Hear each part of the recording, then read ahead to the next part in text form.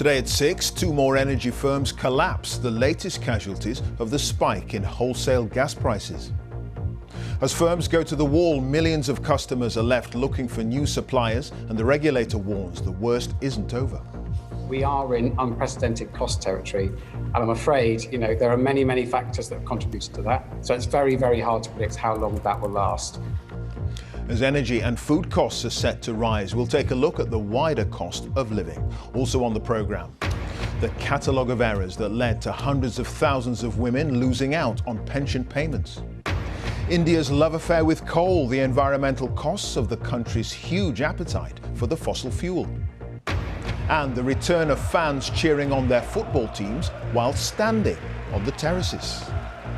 Coming up in Sports Day, later in the hour on the BBC News Channel, we'll head live to Wisconsin, where Ian Poulter is hoping to make some more magical Ryder Cup memories.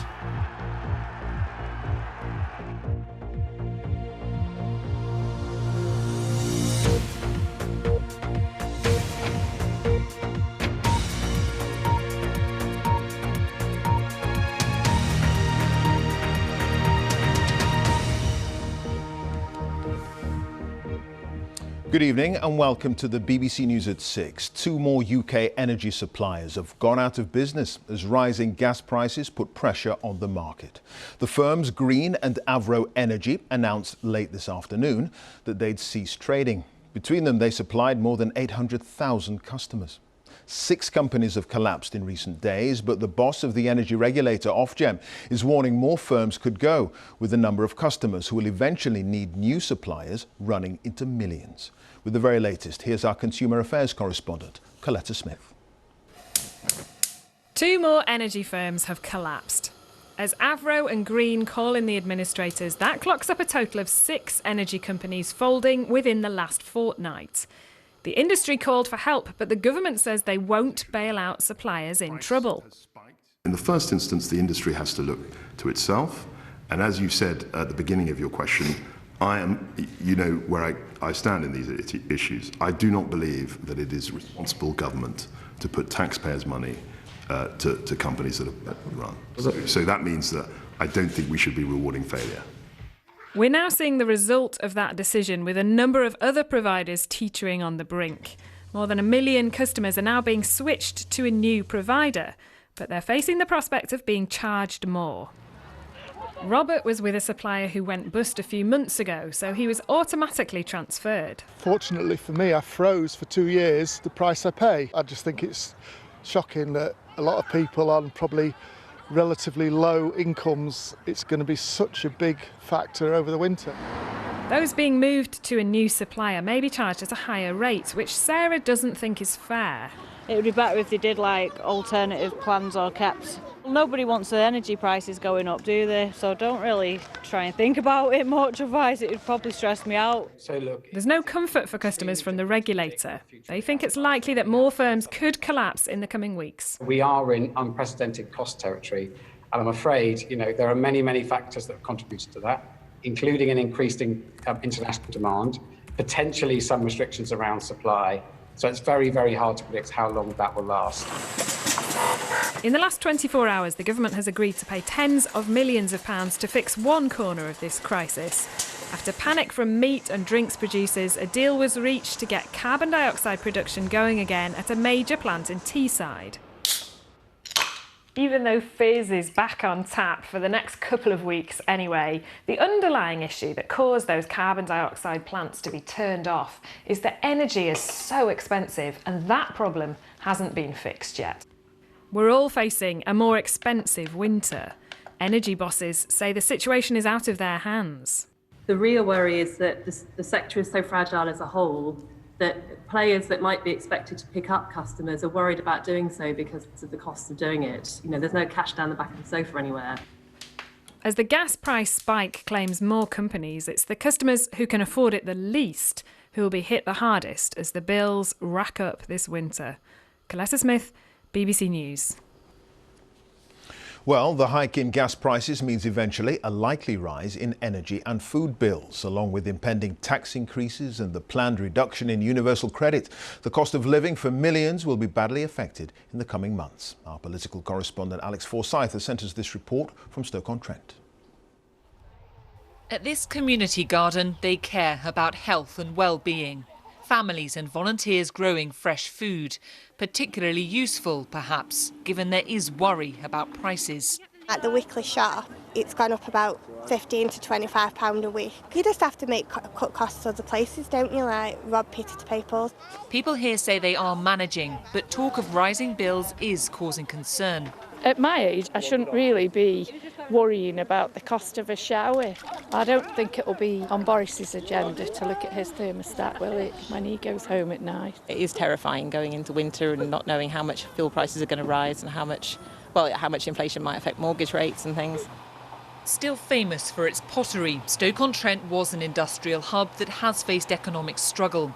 One local MP who was in Westminster today told me she's worried about a tough winter, but hopes it will be short-lived as the economy picks up post-pandemic. I'm upbeat about the future for the city, but in the meantime, we will undoubtedly have a few tough months ahead. I'm confident for the most vulnerable that there will be help available. Thank you, Mr. Speaker. This is, though, fast becoming a political battle line, with Labour claiming families face a perfect storm. Universal credit down £1,000, rent up £150, gas bills up £150.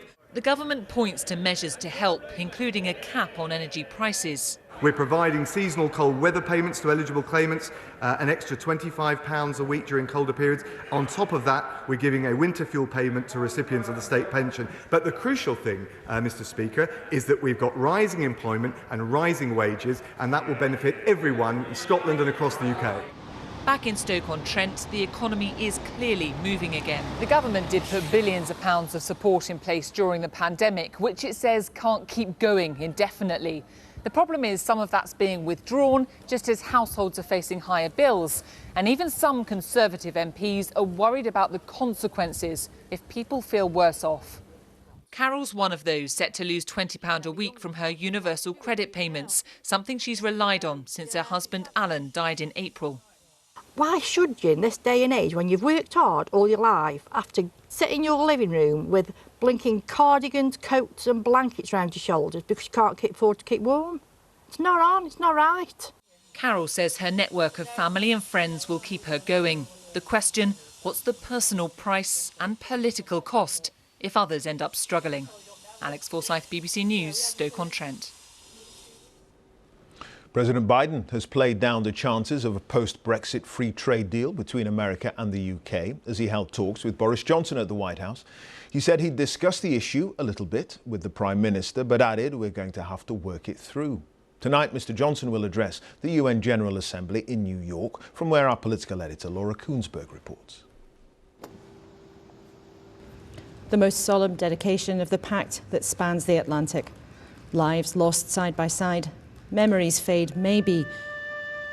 But what shape does a 21st century relationship take? Ask him the question. It does not now, mean a trade deal, promised when a very different president sat in that cream armchair. The White House still dangles cooperation, but a big pact is not in sight. Well, we're going to talk about trade a little bit today, and we're going to have to work that through. A moment to strike political poses on Capitol Hill too, and exports of British lamb are set to be back on DC's menu. But ministers have even been considering trying to pursue trade ties through different routes. Relations seem friendly enough, yet the Prime Minister admits now progress to a bigger deal is at a slower pace. What we're wanting to do is make solid incremental steps on trade.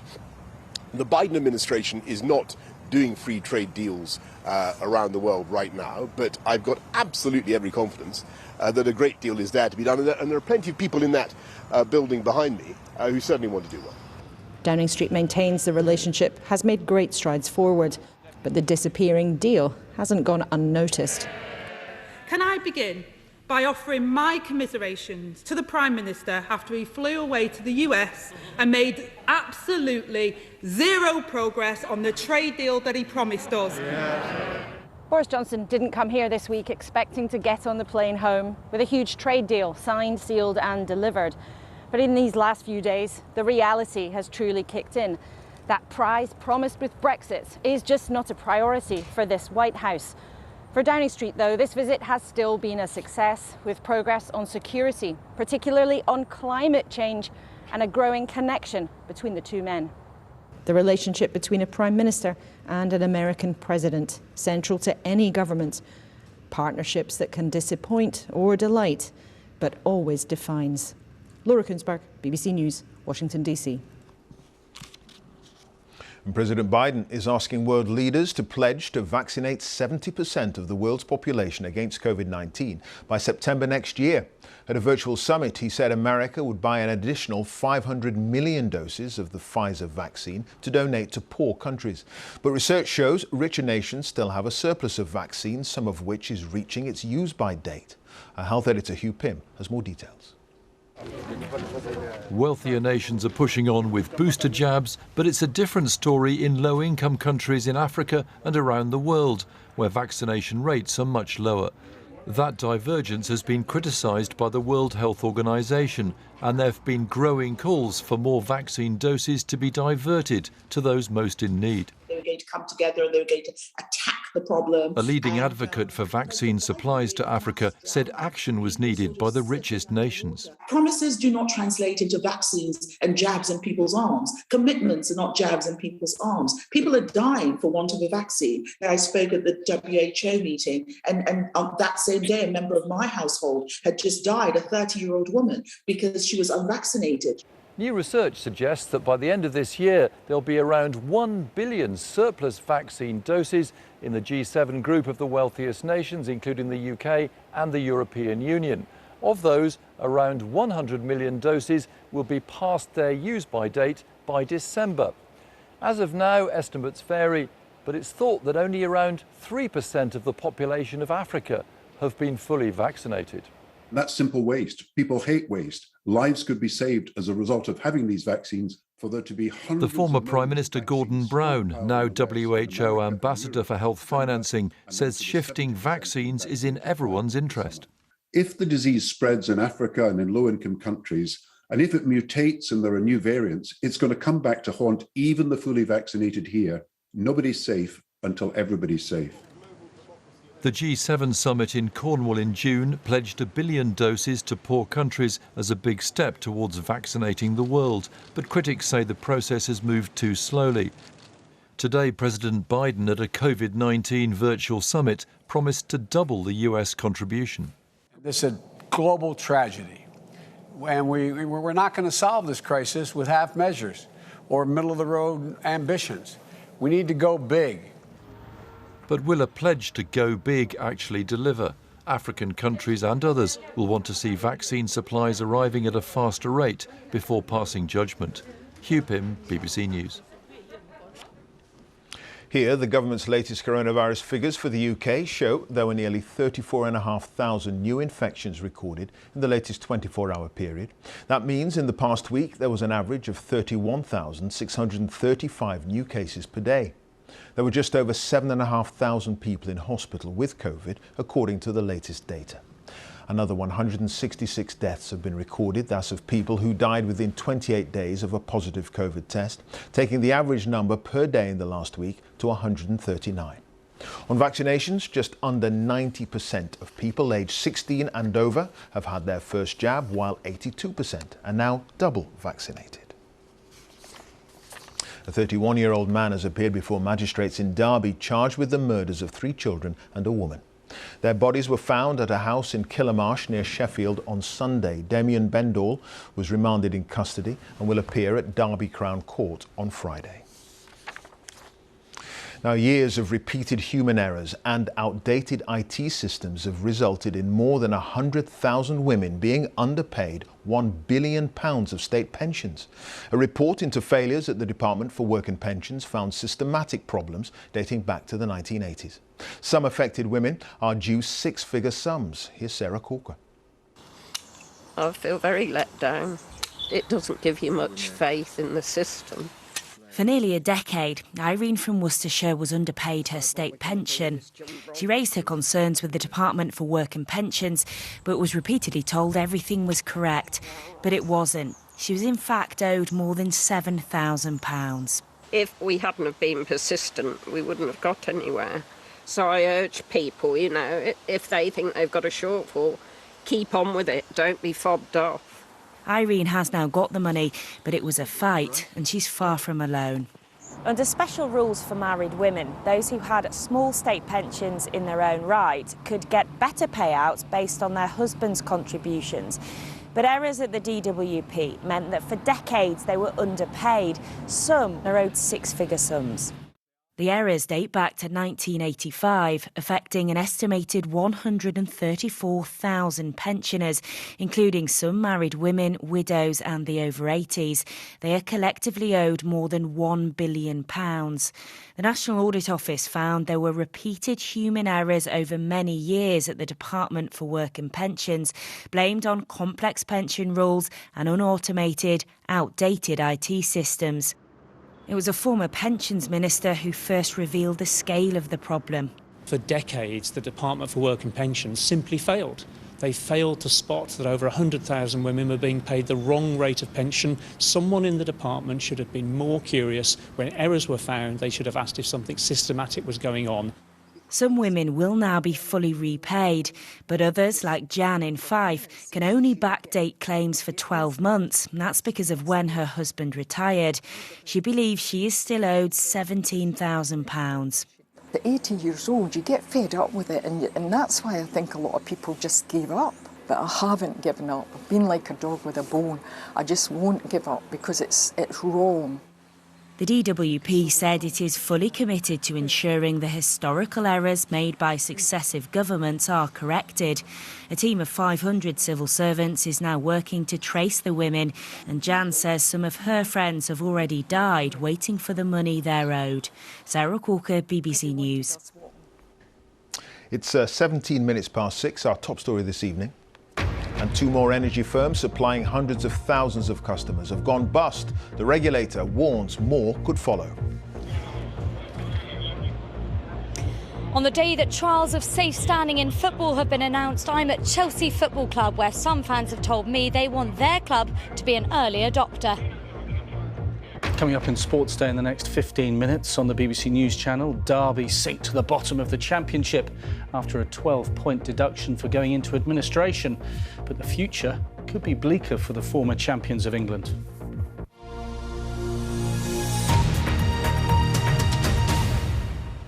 It's less than 6 weeks before Glasgow hosts the crucial climate conference known as COP26, and one of its goals will be to persuade industrialised nations to phase out their dependence on coal. Overnight, China promised to stop funding coal-fired power projects abroad, but many economies around the world are still dependent on the fossil fuel, like India, where new plants continue to be built. So how do fast-developing nations satisfy their demand for energy while trying to curb emissions? Well, our correspondent Rajini Vaidyanathan has sent us this report from one of India's largest coal-producing regions. India's coal belt helps power this vast nation.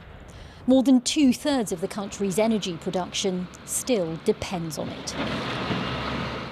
Such is the demand that the country's planning on building or expanding dozens of mines in the coming years, and also continues to import coal. There's pressure on India to reduce its emissions, but cutting coal use is a tricky balance. A major pollutant in the country, the dirtiest of fuels, coal is also a major source of jobs in these communities, which are some of India's poorest. India cannot live without coal. Our country is a developing country. Coal is one of the major resources for Indians. If we stop the coal production under the pressure of the world community, then how can we maintain our livelihood? And how can India meet the energy needs of a population of more than 1.3 billion? A growing middle class is driving that demand, although the average Indian still uses far less energy than the average Brit or American. India is already shifting to cleaner sources like solar. Experts say the country needs more investment to make the switch to renewables. India has already set out some of the most aggressive renewable energy targets in the world. the more rapidly we can get more investment, more capital, more money into solar, wind, bioenergy, and so forth, the quicker we can keep shifting away from the older energy infrastructure. But making that shift means reaching communities like these, where the oldest and most basic forms of energy are the only option. Jamuna is one of the tens of millions of Indians who still don't have access to power. There's no electricity, there's no water. If we don't have coal, we can't cook. If it's harmful, what can we do about it? She tells me. We have no other option. At night, we burn coal and keep it in the house, so we also have some light. What people here want so badly is what so many in the West have long taken for granted. In India, progress comes at a price. It means cutting the cord with coal could take time. Rajini Vaidyanathan, BBC News, Orissa. The government has won a High Court ruling, which means climate change protesters could be jailed if they continue a campaign of disruption on the M25. The Insulate Britain group has blocked parts of the busy motorway surrounding Greater London 5 times in the past 2 weeks. The Department for Transport says more than 200 campaigners have been arrested at the protests. The Mayor of London, Sadiq Khan, has paid tribute to a primary school teacher found dead in a park in Greenwich. Police say Sabina Nessam, who was 28 and from Kidbrooke, was murdered. Her body was discovered on Saturday. Here's Lauren Moss. A community in shock at the death of another young woman on the streets of London. Sabina Nessa's body was discovered in Cater Park in Kidbrooke on Saturday afternoon. Members of her family came to lay flowers and remember the primary school teacher they say had a beautiful soul. She honestly was the most caring person, kindest, sweetest girl you can meet. Sabina's heart was as good as gold. She'd never have a bad thing to say about anyone. Her sisters are going to miss her so much. Detectives believe Sabina was attacked almost 24 hours before her body was found at 8:30 on Friday night, minutes from her home. A post-mortem examination was inconclusive. Police and Sabina's family are appealing for anyone with information to come forward. For the sake of humanity, for the sake of, women, children, daughters, sisters, this is a heinous crime. A man in his 40s arrested on suspicion of murder has been released pending further inquiries. Police met with residents today who are concerned for their own safety. Patrols will be stepped up as the investigation continues. Lauren Moss, BBC News. The number of people having a baby with a surrogate mother in England and Wales has almost quadrupled in the last decade. Research by Kent University and the Surrogacy Matching Agency shows applications for court orders which transfer rights from the surrogate to the intended parents increased from 117 in 2011 to 413 last year. With more, here's Helena Wilkinson. Counting down the weeks until their baby boy is due. Oh, look. Sam and Guy turned to surrogacy after finding out Sam couldn't carry a pregnancy herself. After a particularly bad miscarriage, I was then diagnosed with breast cancer. We got through the treatment, the diagnosis, prognosis, all good. But at the end of that, we kind of knew that that was the end of the journey for having a family too. We were really fortunate that the cancer was caught early. It wasn't long after that we realised that surrogacy could be an option. Hiya there, how are you both doing today? Within a few months of joining a non-profit organisation, the couple were matched with their surrogate, Miranda. The 3 of them have become close, meeting up regularly and speaking most days. Miranda has 2 children of her own. She's wanted to be a surrogate since she was 18. It feels amazing to finally make my dreams a reality and do something I've always wanted to do. Just seeing the support of my friends and my family throughout the whole process, it really makes me feel humbled and to be around such amazing people that have made my dream a reality.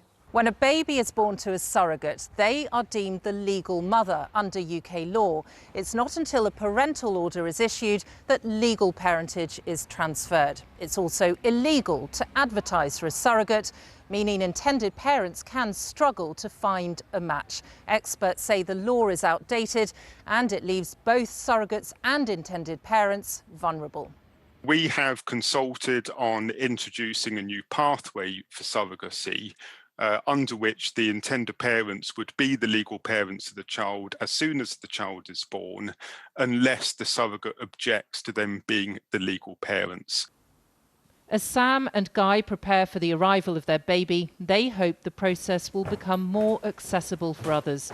The government has asked the Law Commission of England and Wales, along with the Scottish Law Commission, to review surrogacy legislation and prepare a draft bill, which, if passed, will change the law. Helena Wilkinson, BBC News. Some football fans will be able to stand at Premier League and Championship games from January under a pilot scheme. It will be the first time supporters won't have to be seated while watching top-flight matches since reforms that followed the Hillsborough disaster of 1989.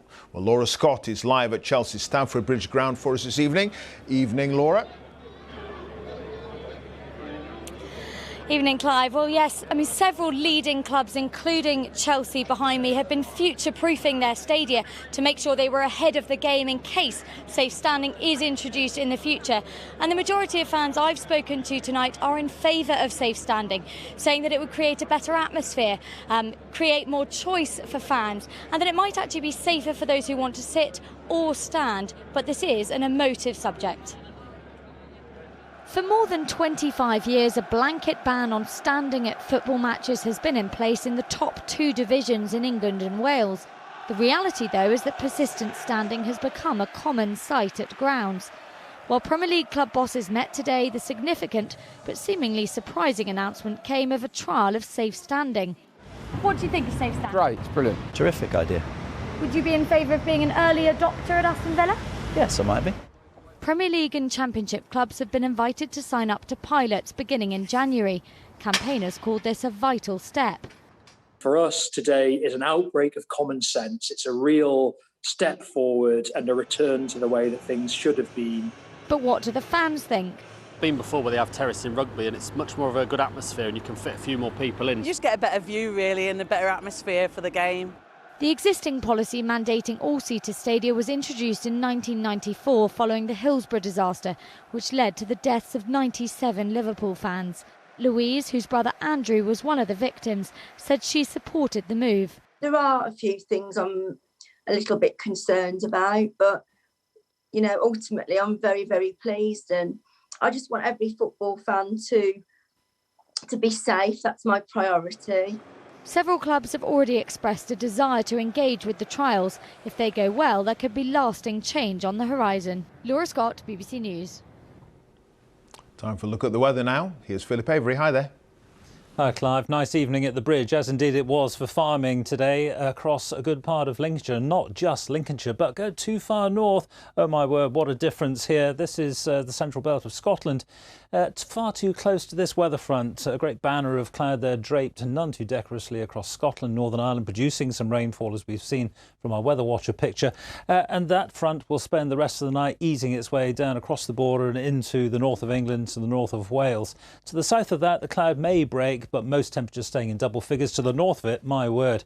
A lot of showers, if not longer spells of rain, and also a very significant wind, a disruptive wind perhaps across Shetland, where some of the gusts could easily get up to around 65 miles an hour.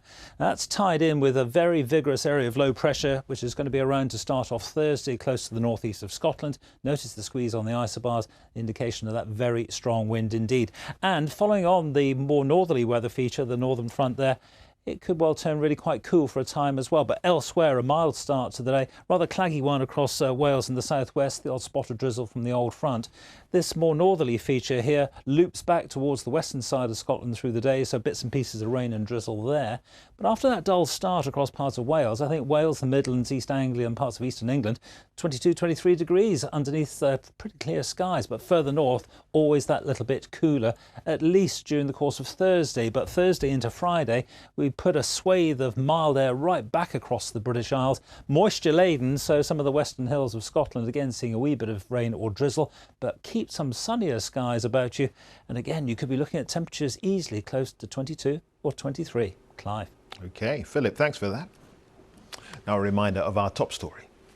2 more energy firms supplying hundreds of thousands of customers have gone bust. The regulator warns more could follow. And that's it. Now on BBC One, let's join our news teams where you are. Have a very good evening.